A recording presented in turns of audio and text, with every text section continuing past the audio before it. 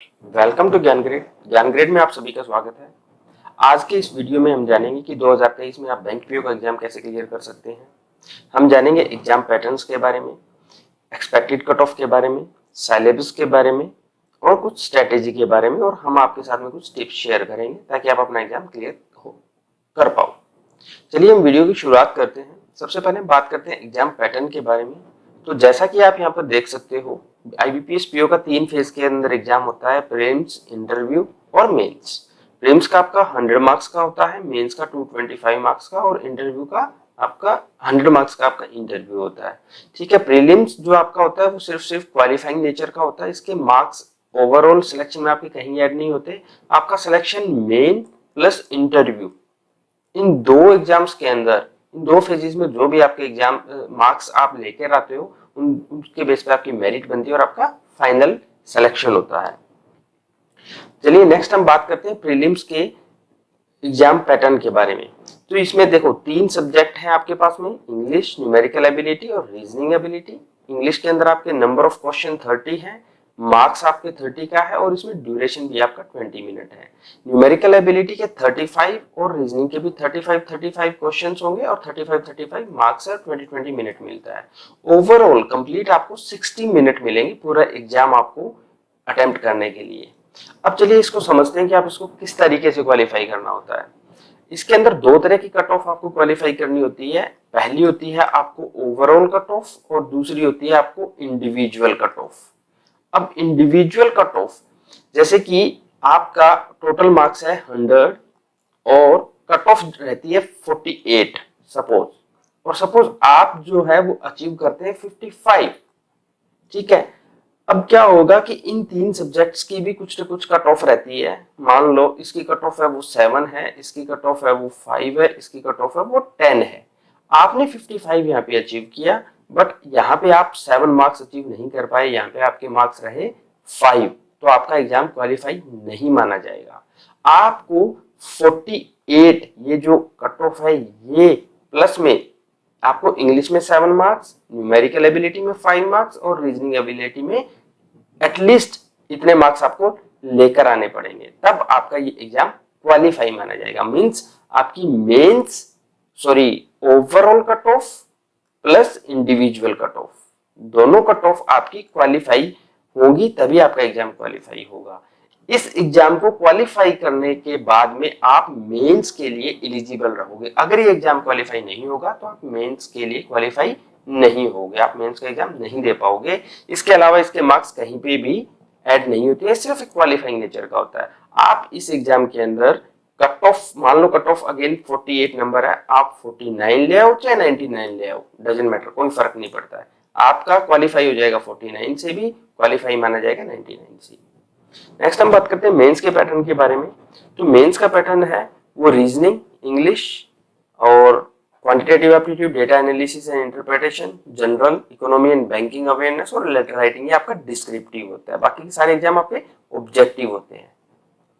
इसमें क्या रहता है कि टोटल जो मार्क्स है वो आपके 225 मार्क्स है, आप यहाँ पर देख सकते हो, और हर एक के लिए आपका जो टाइम ड्यूरेशन है वो 60 मिनट, 40 मिनट, 45, 35 और डिस्क्रिप्टिव के लिए आपको 30 मिनट अलग से दिए जाते हैं।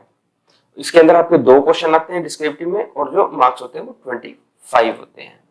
ठीक है, बाकी के सारे एग्जाम आपके ऑब्जेक्टिव है और जो डिस्क्रिप्टिव है वो आपको इंग्लिश के अंदर 2 ऐसे या लेटर, वो डिपेंड करता है कि आपके एग्जाम में क्या आता है, वो आपको इंग्लिश में लिखने पड़ते हैं। कि जैसे हम टिपिकल जो एग्जाम्स के अंदर हम ऐसे लेटर लिखते हैं उस तरीके से, उसके अंदर आपको कुछ सिंटैक्स प्रॉपर ग्रामर का कुछ ध्यान में रखना पड़ता है। तो ये पैटर्न रहता है आपके मेंस के लिए। अब हम नेक्स्ट बात करते हैं सिलेबस का, कि प्रीलिम्स का सिलेबस क्या रहता है। देखिए इंग्लिश के अंदर reading comprehension, cloze test, error detection, parajumble, phrase replacement और वर्ड स्वैप, ये जो क्वेश्चन है रीडिंग कंप्रीहेंशन के 9 क्वेश्चन, क्लोज टेस्ट के 5, एरर डिटेक्शन के 5, ये हमने प्रीवियस ईयर्स का कुछ रेफरेंस लिया है। ये 9 to 10 हो सकता है, 5 to 6, 4 to 5, 5 to 7, अप्रोक्सीमेटली हमने आपको बताया है। सेम जैसे कि क्वांटिटेटिव एप्टीट्यूड है वो डेटा इंटरप्रिटेशन के 6 क्वेश्चन रहते हैं, मिसिंग वर्ड नंबर सीरीज के 5 क्वेश्चन रहते हैं, टेबुलर डेटा के 5, अप्रोक्सीमेशन के 4, क्वाड्रेटिक के 5, अरिथमेटिक के 10। ये यहाँ पे 8 हो सकते हैं, ये यहाँ पे 4 हो सकते हैं, ये यहाँ पे 6 हो सकते हैं। ये अप्रोक्सीमेट हमने एक रेफरेंस लिया है प्रीवियस ईयर का, ऐसा कुछ रहता है। अरिथमेटिक के अंदर आपके profit and loss, simple interest, compound interest, time and work, वो सारे टॉपिक्स यहाँ पे कवर होते हैं। रीजनिंग में inequality, order and ranking, direction and distance, blood relation, puzzle, seating arrangement, syllogism, miscellaneous, और ये आपके इनके नंबर ऑफ क्वेश्चन दे सकते हो, जैसे कि इनइक्वालिटी के 5 क्वेश्चन हैं, ऑर्डर एंड रैंकिंग के 3, 8, ये कुछ 1 या 2 क्वेश्चन आगे पीछे हो सकते हैं। ठीक है, नेक्स्ट हम बात करते हैं यहाँ पे सिलेबस मेंस की। जो सिलेबस आपका प्री का रहता है वही आपका सेम सिलेबस मेंस का भी रहता है, बट इसका थोड़ा लेवल डीप में रहता है। इसकी जो डिफिकल्टी है वो ज्यादा रहती है प्री से। प्री में थोड़ा आपको बेसिक लेवल की चीजें आती है और मेंस के अंदर आपको कुछ डीप में पूछा जाता है। ठीक है, सेम आपके टॉपिक रहते हैं, inequality, order and direction, blood relation, reasoning के अंदर, क्वांटिटेटिव एप्टीट्यूड के अंदर, और यही चीजें इंग्लिश के अंदर रहती है, बट इसका लेवल कुछ अच्छा रहता है। ठीक है, अब हम बात करते हैं कुछ कट ऑफ्स के बारे में। मैम इसके लिए हम प्रीवियस ईयर्स की कट ऑफ्स के बारे में मैं आपको कुछ बताता हूँ यहाँ पे। जैसे कि अगर हम बात करें 2021 की, तो जो प्रीम्स की जो कट ऑफ है, मेन कट ऑफ जैसे कि हमने बात की थी, वो रही थी यहाँ पे जनरल कैटेगरी के लिए 49.75 समथिंग। ठीक है, और इंग्लिश के लिए रही थी यहाँ पे 9.75। ये बात कर रहे हैं 2022 की। और जो क्वांटिटेटिव एप्टीट्यूड है, न्यूमेरिकल एबिलिटी, उसकी रही थी 875, और इसकी रीजनिंग की रही थी 9.25 की। ठीक है, ये कट ऑफ हमारी प्रीवियस ईयर की है। जैसा कि मैंने आपको बताया, अब आपको ये एग्जाम क्वालिफाई करना हो तो आपको ये कट ऑफ प्लस इन सब सब्जेक्ट्स की ये कट ऑफ आपको क्वालिफाई करनी पड़ेगी, तब आपका एग्जाम क्वालिफाई माना जाएगा।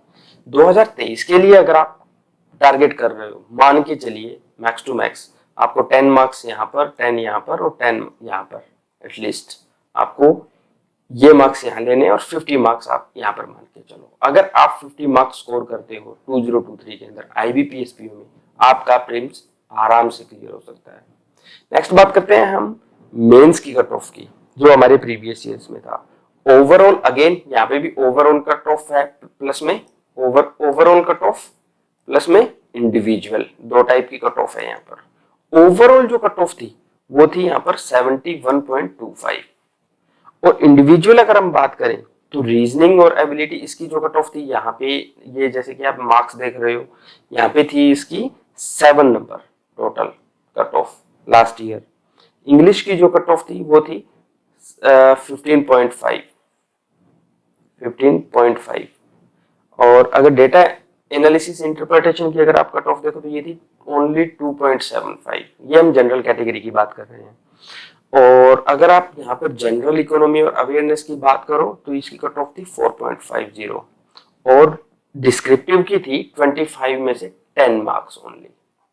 ठीक है, ये कट ऑफ प्रीवियस ईयर्स की थी। अगेन अगर आप इस बार भी यही टारगेट कर रहे हो, कुछ डिपेंड करता है कि नंबर ऑफ वैकेंसीज क्या रहती है, तो ये आप मान के चलो यहाँ पर अगर आप 75 टारगेट करते हो ओवरऑल एग्जाम के अंदर, और यहाँ पर आप 9 मार्क्स, यहाँ पर आप 18, यहाँ पर आप 5, 5 और 15, ये वाले अगर आप नंबर टारगेट करते हो, आप इजीली इस एग्जाम को आप क्रैक कर सकते हो। अगेन डिपेंड करेगा कि एग्जाम की डिफिकल्टी लेवल क्या है। मैं आपको एक चीज बता देना चाहता हूँ कि हमारे चैनल पे ऑलरेडी हमने जनरल अवेयरनेस, इसकी क्विज हमने स्टार्ट कर दी है। अगर आपको अपनी नॉलेज चेक करनी है, आपको देखना है कि आपकी अभी तक तैयारी कितनी हो चुकी है, आप डेली बेसिस पे अपनी नॉलेज चेक कर सकते हो जनरल नॉलेज, जनरल अवेयरनेस के लिए और करंट अफेयर के लिए। रीजनिंग, मैथ, इंग्लिश और जितने भी अदर जो सब्जेक्ट्स हैं उनके लिए हम बहुत ही जल्द वहां पर क्विज स्टार्ट करने जा रहे हैं। अगर आपने हमारा चैनल अभी तक सब्सक्राइब नहीं किया तो आप सब्सक्राइब कर सकते हो। चलिए नेक्स्ट अब हम बात करते हैं कुछ स्ट्रेटेजी के बारे में, कि आप किस तरीके से तैयारी कर सकते हो इस एग्जाम की। सबसे पहली बात आती है टाइम मैनेजमेंट की।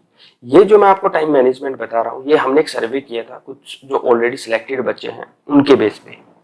तो अगर हम बात करें यहाँ पर रीजनिंग के लिए, ठीक है, मान लो आप रीजनिंग को देते हो 2 आवर्स डेली बेसिस पे, ठीक है, मैथ्स को आप देते हो 3 आवर्स डेली बेसिस पे, और इंग्लिश अगेन ये डिपेंड करता है कि फिलहाल आपका लेवल क्या है और आपकी सिचुएशन क्या है इंग्लिश के अंदर, ठीक है। तो 3 to 4 हार यहाँ पे आप इंग्लिश की मान के चलो, और 2 हार यहाँ पे आप जीके के लिए, जीके जनरल अवेयरनेस और करंट अफेयर के लिए।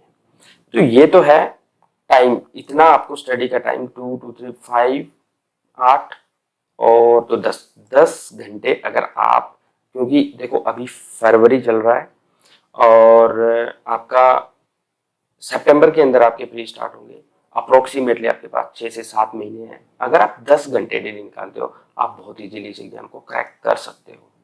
नेक्स्ट हम बात करते हैं, देखो ये कुछ टिप्स हैं, अगर आप इन टिप्स को फॉलो करते हैं ना, आपके एग्जाम्स को कोई नहीं रोकने वाला। Practice set, practice set market में बहुत सारे प्रैक्टिस सेट्स अवेलेबल रहते हैं, आप वहां से परचेज करो, डेली प्रैक्टिस सेट लगाओ और अपने आप को अगेन एग्जामाइन करो कि आप कहाँ पे स्टैंड करते हो। एक्यूरेसी, देखो यहाँ पे एक बहुत इंपॉर्टेंट फैक्टर है। मान लो 10 क्वेश्चन है, 10 क्वेश्चन है, आप 10 में से 6 क्वेश्चन अटेम्प्ट करके आए, एक बच्चा दूसरा है वो भी 10 में से 6 अटेम्प्ट करके आया, इसके 6 में से 6 सही है, एक्यूरेट है, आपको पता है कितने मार्क्स मिलेंगे, इसको 6.5 नंबर मिलेंगे, ना कि 6। आप 10 में से 6 करके आए, आप 10 में से 6 भी नहीं, आप 10 में से 8 करके आए मान लो, और आपके 4 गलत हैं, तो ऐसा नहीं है आपको 4 मार्क्स मिलेंगे, आपको मार्क्स मिलेंगे 3.75। एक्यूरेसी के एक्स्ट्रा मार्क्स मिलते हैं बैंकिंग में, तो इस बात का आपको ध्यान में रखना है और इस चीज का एडवांटेज लेना है आपको। क्विजेस जितनी हो सकती है उतनी क्विज आप सोल्व करो, जैसे कि हमारे अभी चैनल पे जनरल अवेयरनेस से रिलेटेड और करंट अफेयर से रिलेटेड डेली की क्विज आती है, आप उसे सोल्व करो, आप अपने आप को एग्जामाइन करो कि आप कहाँ हो। प्रीवियस ईयर्स क्वेश्चंस, जितने भी प्रीवियस ईयर्स के क्वेश्चंस है आप उनको सोल्व करो। प्लस में एक चीज मैं आपको नहीं बताता हूँ, जितना भी ये टाइम मैंने आपको बताया 10 हार, 10 हार में से ये मान के चलो कि सिर्फ 4 हार आपको देने न्यू थिंग्स के लिए, 6 हार आपको देने हैं ओनली प्रैक्टिस, जो चीज आपको आ रही है उसकी प्रैक्टिस करनी है। बैंक के जो एग्जाम्स हैं, मैं आपको एक बात बता देता हूं कि प्रैक्टिस के बिना आप एग्जाम नहीं निकाल पाओगे, जितनी हो सकती है आप अपनी practice practice practice practice. Current affairs, अगर हम करंट अफेयर्स की बात करें, मान लो आपका एग्जाम है, जब भी आपका एग्जाम है लास्ट 1 ईयर की करंट अफेयर आपको पढ़ने की जरूरत है, current affair plus banking awareness, आप 1 साल का आपके लिए इनफ रहेगा। आपको अगर ये वीडियो कैसा लगा है आप हमें कमेंट बॉक्स में करके जरूर बताइए। अगर आपको किसी और चीज पे वीडियो चाहिए वो भी आप हमें कमेंट बॉक्स में बता सकते हैं। अगर आपको ये जानकारी अच्छी लगी हो तो please subscribe our channel. Thank you so much.